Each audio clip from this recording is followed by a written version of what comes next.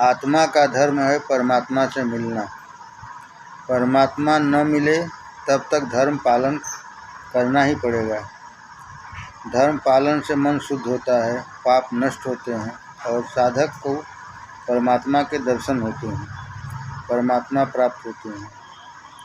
जिन महापुरुषों ने परमात्मा का साक्षात्कार किया है उनको धर्म पालन करने की जरूरत नहीं रहती। जिन महापुरुषों ने परमात्मा का साक्षात्कार किया है उनको धर्म पालन करने की जरूरत नहीं रहती। जगत को आदर्श बताने के लिए वे धर्म पालते हैं। जगत को आदर्श बताने के लिए वे धर्म पालते हैं। बड़ा कौन है? बड़ा वह है जो धर्म की मर्यादा को तनिक भी भंग नहीं करता। बहुत से पढ़े लिखे लोग सुबह सूर्य नारायण के सम्मुख खटिया में पड़े रहते हैं। सूर्योदय होने के उपरांत भी खटिया छोड़ते नहीं। सूर्य नारायण के सम्मुख खटिया में लेटने के समान कोई पाप नहीं। सूर्य नारायण के सम्मुख खटिया में लेटने के समान कोई पाप नहीं। सूर्य नारायण तुम्हारे घर आवें और तुम्हारा स्नान भी न हो, इनके समान क्या पाप हो सकता है? सूर्य नारायण के उदय से पहले स्नान करो। रामायण में लिखा है कि राम जी महाराज सूर्य उगने के पहले स्नान करते थे। भगवान श्री कृष्ण सूर्य उगने से पहले स्नान करते और सूर्य नारायण को अर्घ्य देते थे। जो बिजली तुम जलाते हो सरकार उसका बिल तुम्हारे पास भेजती है। अमुक दिनों की मोहलत देती है, उतने ही समय में बिल भर देना पड़ता है, नहीं तो पीछे दंड होता है। आज तक सूर्य नारायण ने किसी के घर बिल भेजा हो ऐसा सुना नहीं। सूर्य नारायण के प्रकाश का तुम उपयोग करते हो, बदले में तुम सूर्य नारायण को क्या देते हो? दीपावली में तुम छुट्टी लेते हो, परंतु दीपावली के 2-4 दिन सूर्य नारायण छुट्टी ले लें तो तुम्हारी दीपावली कैसी हो? सूर्य नारायण कोई दिवस छुट्टी नहीं लेते, वे नित्य प्रति प्रकाश देते हैं।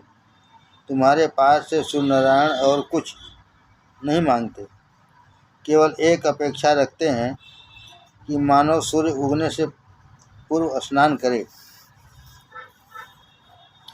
किसी किसी को बहुत ऊंचा ओहदा पद मिल जाने पर उसको ऐसा लगता है कि मैं बहुत बड़ा साहब हूँ, मुझसे कौन पूछने वाला है। भगवान कहते हैं तू ऊपर आ, पीछे तुझको बतलाता हूँ। क्या मैंने तुझे इसलिए धन मान पदवी दी है कि तू मेरी धर्म की मर्यादा को भंग करे? कुछ लोग भक्ति का बहाना करते हैं कि मैं भक्ति करता हूँ, मैं चाहूँ जब उठूँ, जब चाहूँ जब उठूँ तो कोई बाधा नहीं। क्या भक्ति ऐसी की जाती है? भक्ति का बहाना करके धर्म छोड़े, धर्म की मर्यादा को भंग करे, उसकी भक्ति भगवान को सहन नहीं होती। भक्ति का बहाना करके जो स्वेच्छाकारी जीवन जीता है, धर्म को एक तरफ उठाकर रख देता है, वह ईश्वर को जरा भी सुहाता नहीं। अपना सनातन धर्म अतिशय श्रेष्ठ है। अपने धर्म की मर्यादा छोड़ो नहीं, रात को देर तक जागो नहीं, 10 साढ़े 10 बजे सो जाओ, रात 11 बजे पीछे जागते मत रहो और प्रातःकाल 4 साढ़े 4 बजे पीछे सो नहीं। कुछ लोग तो रात्रि के ऐसे राजा होते हैं कि वे रात्रि के 12-1 बजे तक गप न मारें तो उनकी नींद न आवे, पीछे सुबह 6-7 बजे उठते हैं। रामायण हमको राक्षसों का लक्षण बताती है। एक लक्षण यह है कि राक्षस लोग रात 10:30 बजे पीछे जागते और सुबह 4 बजे पीछे शैया पर सोए पड़े रहते हैं।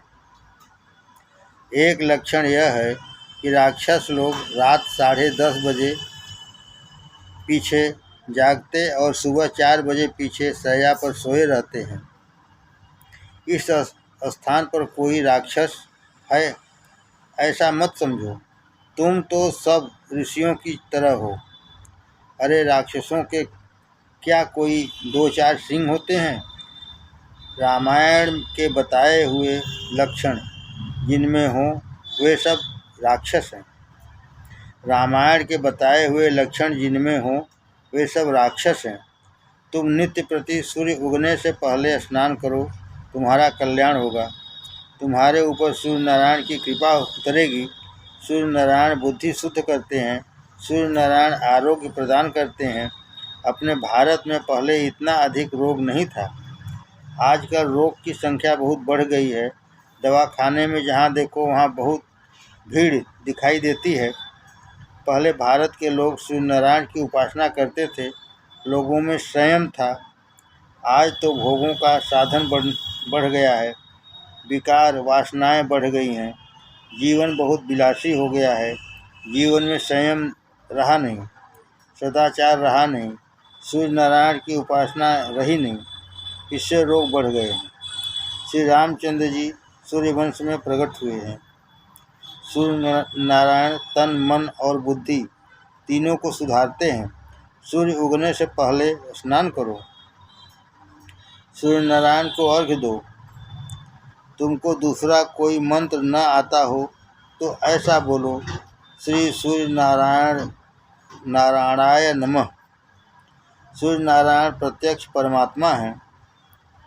अन्य बहुत से देवता प्रत्यक्ष दर्शन नहीं देते, परंतु सूर्य नारायण प्रत्यक्ष दर्शन देते हैं। दूसरे बहुत से देवता भावना से दिखाई पड़ते हैं। एक गणपति हैं, ये हनुमान जी हैं। अपने को ऐसी भावना रखनी पड़ती है। भावना न हो तो केवल मूर्ति दिखाई पड़ती है, परंतु सूर्य नारायण में भावना करने की जरूरत नहीं पड़ती। धर्म की मर्यादा भंग अर्थात परमात्मा की आज्ञा का लोप। धर्म की मर्यादा भंग अर्थात परमात्मा की आज्ञा का लोप।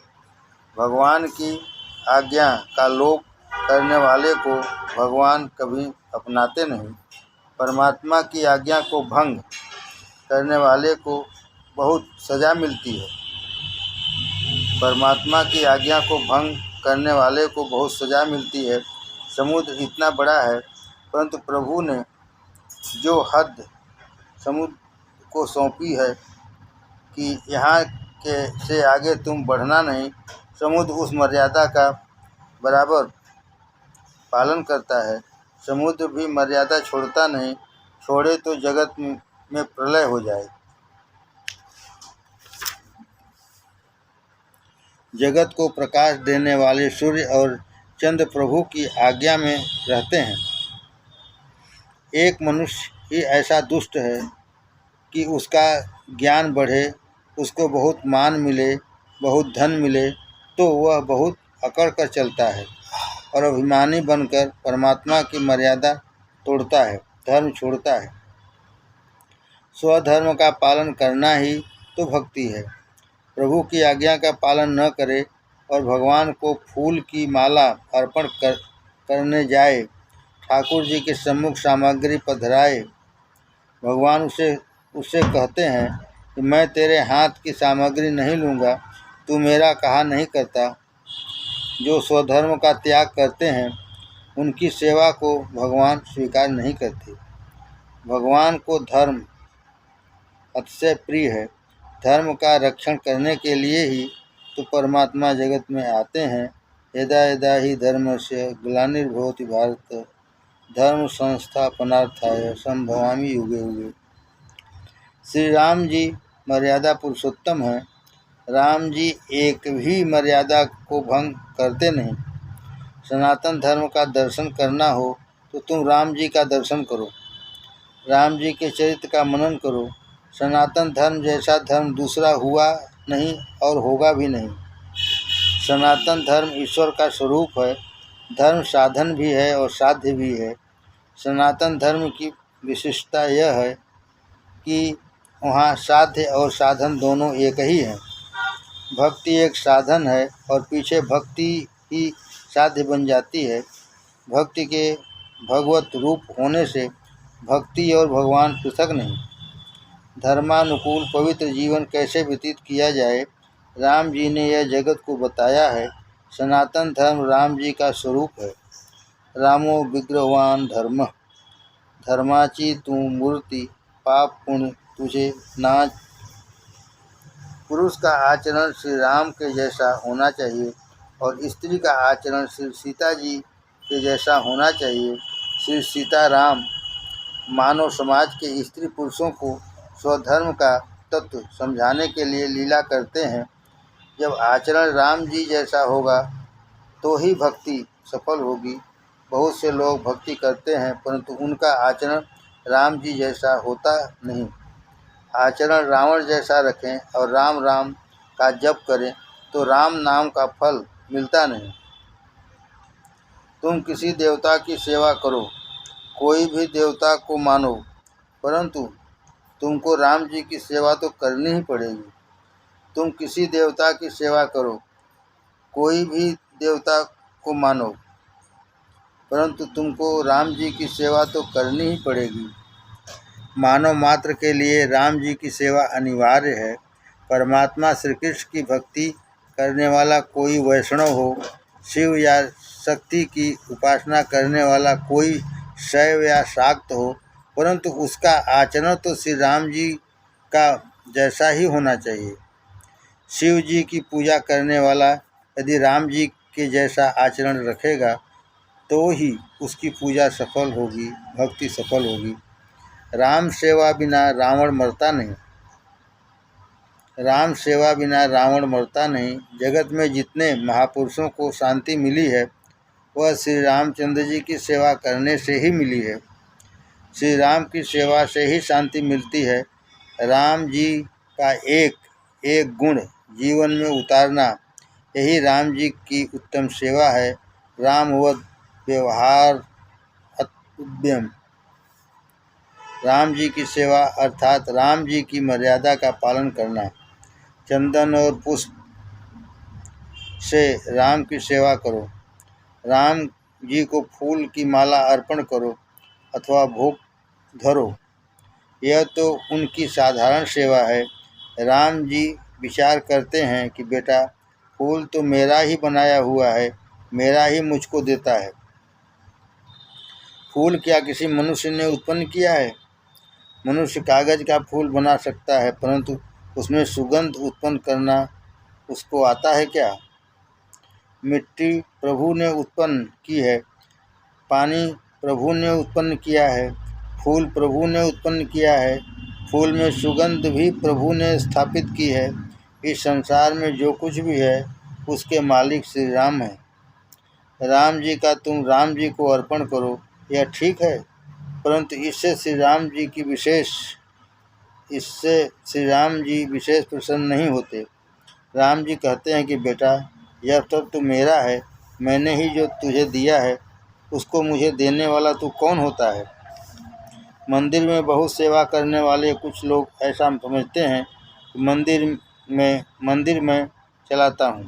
भगवान कहते हैं कि मूर्ख, तुझको बोलना तो आता नहीं, तू मेरा मंदिर चलाता है, परंतु तेरे घर को तो मैं चलाता हूँ, तेरे शरीर को मैं चलाता हूँ। क्या तुझे इसकी खबर है? इस जगत में जो कुछ भी है उसके मालिक परमात्मा है, पर मनुष्य तो शरीर का भी मालिक नहीं है। मनुष्य तो शरीर का भी मालिक नहीं है, फिर धन का मालिक तो वो हो ही कैसे सकता है? इस शरीर का मालिक क्या जीव है?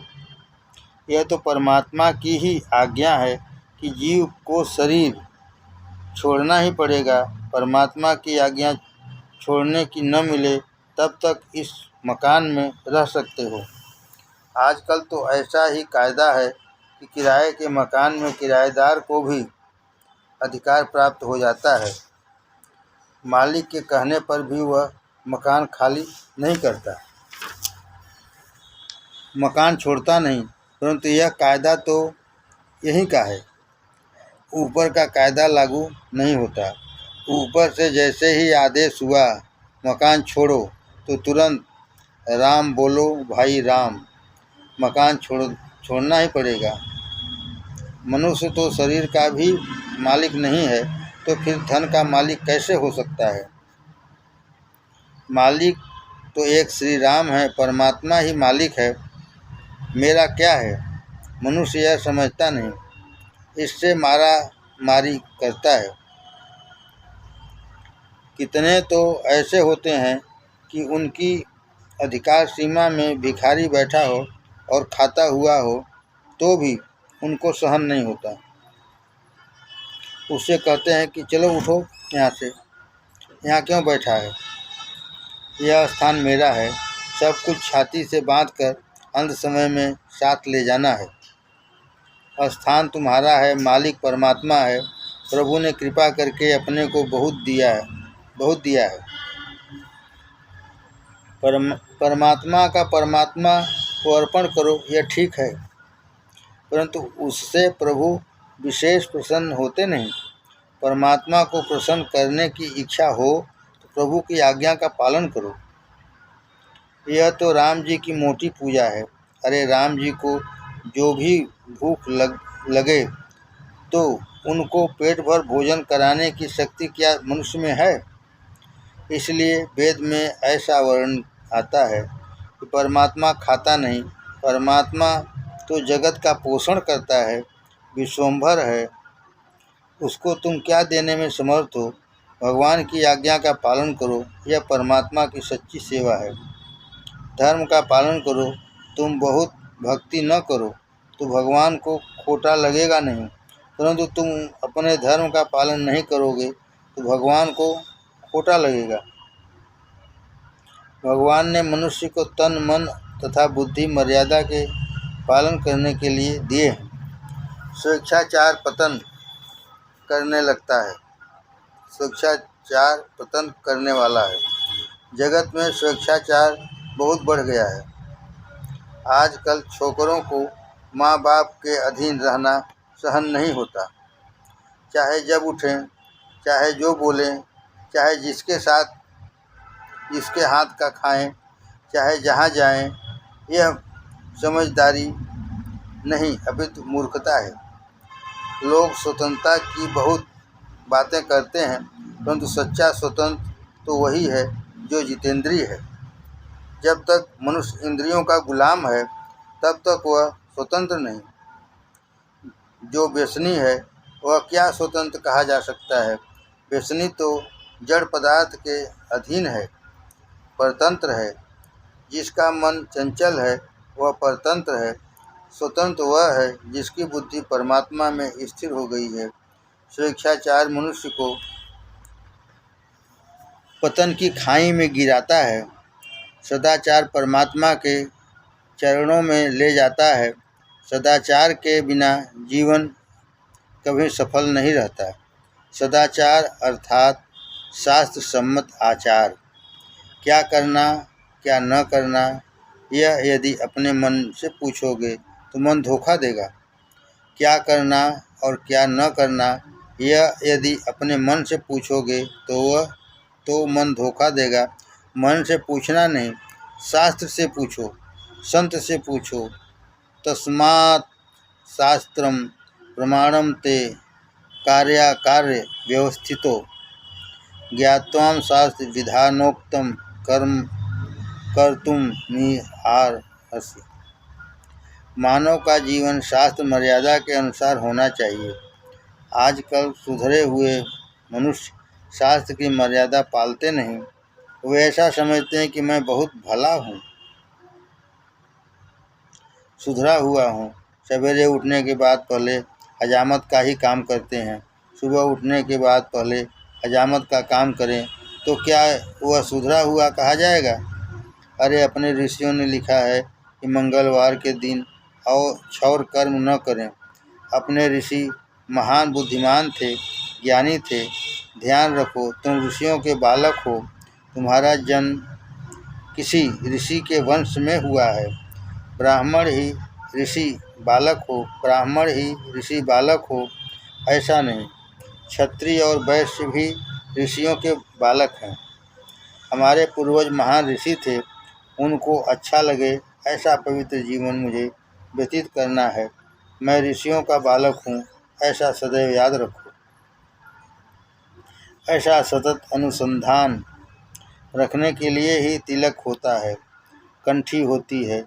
गले में कंठी धारण करने के पीछे जीव का ऐसा भाव होना चाहिए कि यह शरीर मैं कृष्णार्पण करता हूँ। कृष्ण राजी रहें, उसी प्रकार शरीर का उपयोग करो। जीवन में संयम हो, सदाचार हो, सेवा हो, मर्यादा का बराबर पालन हो, तब जीवन सुधरता है। जो धर्म की मर्यादा में रहते हैं, उनके ही मन की शुद्धि होती है। पुस्तक पढ़ने मात्र से शब्द ज्ञान ही बढ़ता है। तीर्थ यात्रा करने से क्या मन शुद्ध होता है? अरे तीर्थ यात्रा तो कौवा भी कर आता है। चारों धाम में कौवा फिर कर आ जाता है। तीर्थ यात्रा करने मात्र से मन शुद्ध नहीं होता। बहुत दान देने से क्या मन शुद्ध होता है? श्रीमान लोग और राजा लोग बहुत दान देते हैं, यह ठीक है, परंतु उनके मन शुद्ध होता है? परंतु उससे मन शुद्ध होता है नहीं। मन का सदाचार, संयम, धर्म की मर्यादा संग हो, तभी मन शुद्ध होता है। श्री राम प्रत्येक लीला में धर्म की मर्यादा का पालन करते हैं, पाप का भय मानते हैं। आजकल के लोगों को पाप का भय लगता नहीं। जिनको पाप का भय नहीं, उनका मन अशांत ही रहता है। तुम किसी मनुष्य का भय न रखो, परंतु दो वस्तुओं का भय हमेशा रखो, पाप का और ईश्वर का। ईश्वर किसी को मारता नहीं, मानव को मारता है उसका पाप। मानव को मारता है उसका पाप। पाप का भय सदा रखना, जिससे प्रभु नाराज न हो। राम जी ने पाप का भय रखने के लिए जगत को ज्ञान दिया है। विश्वामित्र जी ने कहा, इस अहिल्या का स्पर्श करो। गौतम ऋषि के शाप से अहिल्या पत्थर बन गई है। राम जी कहते हैं, गुरु जी, मैं किसी स्त्री का स्पर्श करूंगा तो मुझे पाप लगेगा। राम जी प्रत्येक लीला में सावधान रहते हैं, मुझको पाप न लगे। राम जी की प्रत्येक लीला मनुष्य के लिए अति उपयोगी है। श्री राम जी में समस्त सद्गुण एकत्रित हुए हैं। श्री राम मर्यादा जगत के समस्त दिव्य सद्गुणों के भंडार। राम जी की मातृपितृ भक्ति, राम जी का बंधु प्रेम, राम जी का संयम, राम जी का सदाचार, राम जी की सरलता, राम जी का एक पत्नी व्रत, राम जी का एक वचन, राम जी की उदारता, राम जी की शरणागत वत्सलता, राम जी की विनय, राम जी की मधुर वाणी आदि सभी दिव्य सद्गुणों का राम जी में समावेश हुआ है। श्री राम जी की मातृपितृ भक्ति। श्री राम जी की मातृपितृ भक्ति अलौकिक है। राम जी माता पिता के अनन्य भक्त हैं। राम जी का नियम था कि नित्य माता पिता की वंदना करना, सदा माता पिता की आज्ञा में रहना। कितने ही लोग ऐसे होते हैं कि मंदिर में दर्शन करने जाते हैं, ठाकुर जी की वंदना करते हैं, परंतु घर के अंदर वृद्ध माता पिता को प्रणाम नहीं करते। एक भाई ने पूछा कि तुम हमारे गांव पांव छूते हो, परंतु घर में बूढ़ी माँ के पांव छूते हो कि नहीं? उसने जवाब दिया कि महाराज, पहले पांव छूता था, परंतु बीए पास किया तब से छोड़ दिया। वह शिक्षा किस काम की जिसको प्राप्त करने के उपरांत माता पिता का वंदन करने में, माता पिता की सेवा करने में संकोच हो। इससे तो मूर्ख रहने में क्या बुराई। विद्वान तो ऐसा होना चाहिए कि प्रभु में प्रेम जागे, धर्म में विश्वास बढ़े, माता पिता की, समाज की, देश की सेवा करने की भावना जागे, सब में भगवत भाव तीर्ण हो। अरे जो माता पिता की सेवा नहीं करते, वे समाज की और देश की क्या सेवा कर सकते हैं? वे भगवान की क्या सेवा कर सकते हैं? जो विद्या माँ बाप की वंदना करने में शर्म जगावे, वह विद्या नहीं। बाप की संपत्ति लेने में शर्म या संकोच होता नहीं, किंतु वंदन करने में संकोच होता है, शर्म आती है। कितने ही तो बाप से कहते हैं, बंगला हमारे नाम कर देना, नहीं तो पीछे बहुत उपाधि होती है। बाप का सब कुछ लेते हैं परंतु बाप की सेवा नहीं करते। कितने ही लोग माता पिता का बंधन तो करते हैं परंतु उनकी आज्ञा का पालन नहीं करते। इस बंधन का कोई अर्थ नहीं। बंधना का अर्थ तो यह है कि मैं तुम्हारे अधीन हूँ, अपना मस्तक और हाथ मैं तुम्हारे समर्पण करता हूँ। तुम्हारी इच्छा के अनुसार ही मैं कार्य करूँगा, तुम्हारी आज्ञा में रहूँगा। मैं तुम्हारा सेवक हूँ। मस्तिष्क बुद्धि का प्रतीक है और हाथ क्रिया शक्ति के प्रतीक हैं। मस्तक में बुद्धि रहती है, हाथ से क्रिया होती है। बंधन अर्थात इन सब का समर्पण। माता पिता की आज्ञा का पालन करो।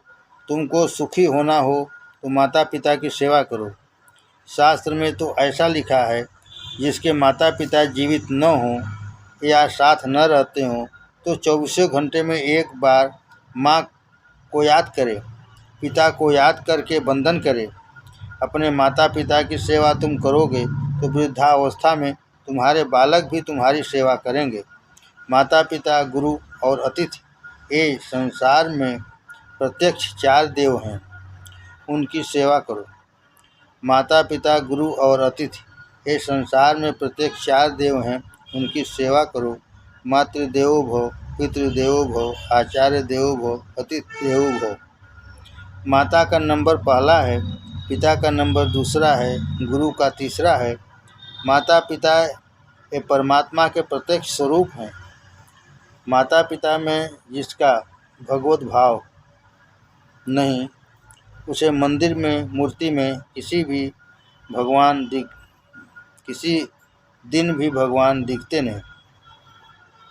माता पिता में जिसका भगवत भाव नहीं, उसे मंदिर में, मूर्ति में किसी दिन भी भगवान दिखते नहीं।